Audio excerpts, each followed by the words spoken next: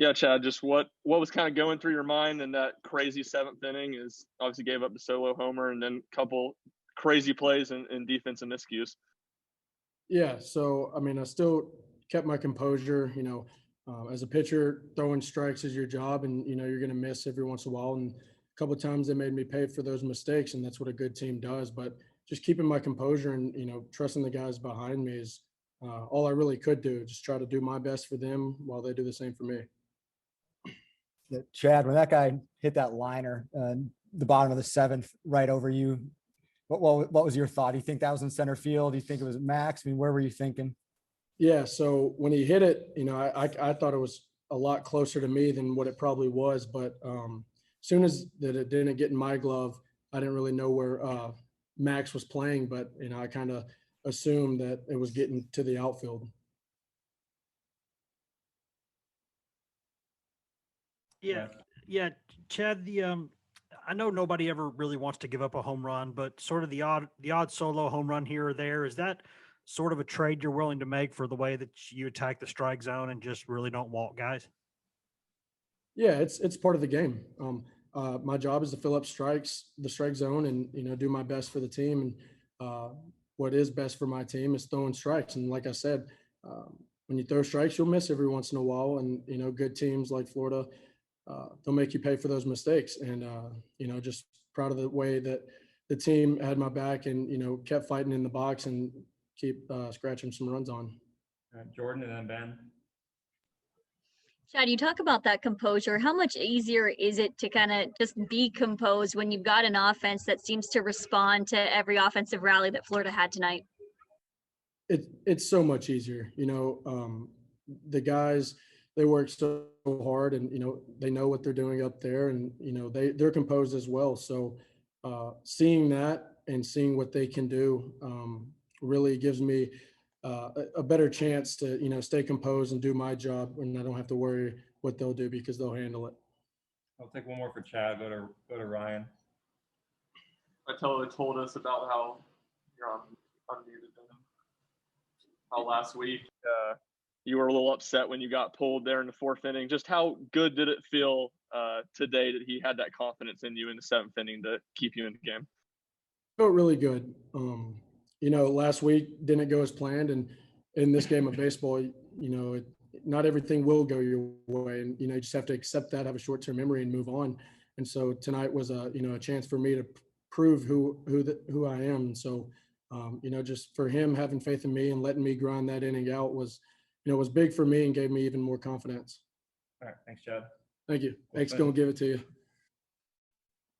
Start with Wes, and then go to Mike, and then Sean. Evan, Tony said that, with some of these big hits that you get in big spots, that confidence is just a big part of that, kind of how you have a kind of an unwavering confidence in yourself. The way that things went for you the first maybe 6 weeks or so of the season, did that confidence really never waver, or did it start to waver a little bit at times? Of course, there's times that it does waver a little bit, that's the human nature, but, I enjoy the big moments. I'm not going to end the year and be like, man, that was a cool homer in a midweek, no offense to the midweek teams, but, these are the moments that I enjoy. These are the moments that, I'm going to look back on and be like, yeah, that was one of my cooler moments as a Tennessee Volunteer. So, that's the one thing that I don't really fear these moments. I enjoy being in the box in a big spot, whether it goes good or bad. I enjoy having the opportunity, and, I got to thank my teammates for putting me in that position, and, we grinded away, and lucky for me, I was just the one that got the spotlight tonight. I mean, do you think you got enough of that ball in the eighth after kind of a few hard hit balls were flyouts? And was that X going to give it to you a bet between you and Chad Dallas, or what was that? I mean, I did kind of get into that one, but Chad's a character, man. He's funny. He's one of our best guys in the locker room, and him signing off to DMX right there, that just shows you that my man he's out here living life and having fun. And the homer in the eighth, did you think you'd gotten enough of it given the long flyouts earlier in that inning?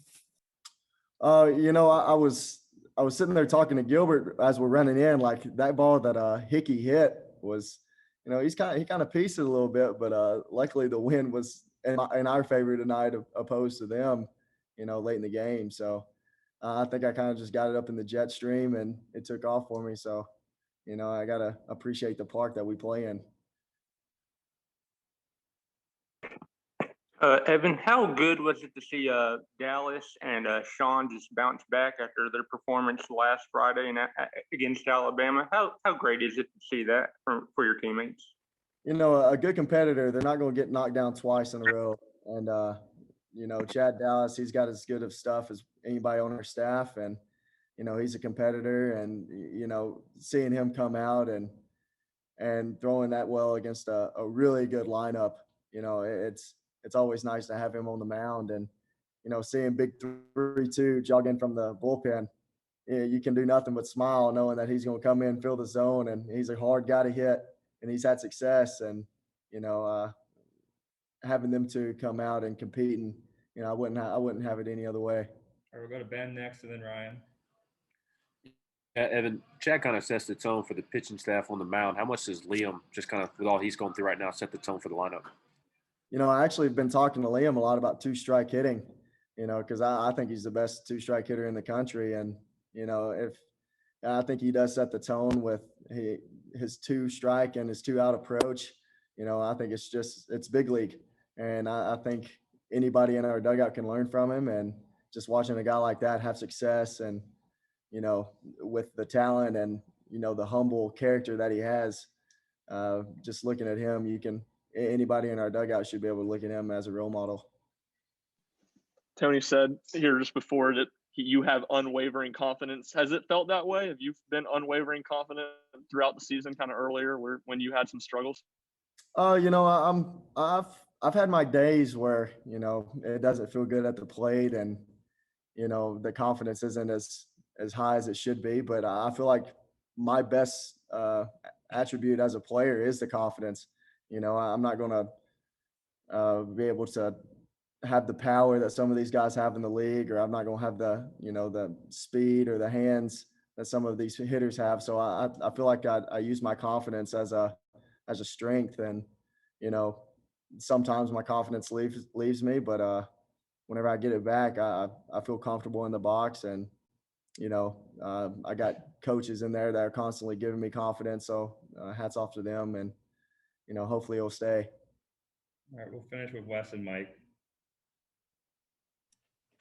Yeah, Evan, I'm wondering, you know, the way that y'all just battle with two strikes, the way that you just extend innings and extend at bats, can you get a sense that really does frustrate the opponent? Because it just seems like, you know, 2 outs, 2 strikes, it doesn't matter. Like y'all are just going to stay up there kind of swatting away. You know, it started out the season, we kind of had a hard time with 2 strikes, but I feel like now that we're getting in our rhythm and getting in a groove, you know, I think we take pride in seeing a lot of pitches and being tough outs if we do get out with 2 strikes. But you know, I think pitchers can kind of get irritated with how many pitches we see after 2 strikes, and obviously the pitching coaches don't want their pitchers to get their pitch count raised, you know. But I think we got a lot of competitors in this lineup. I think we have a lot of guts when it comes to not going out without a fight, and I think it shows with the 2-strike approach.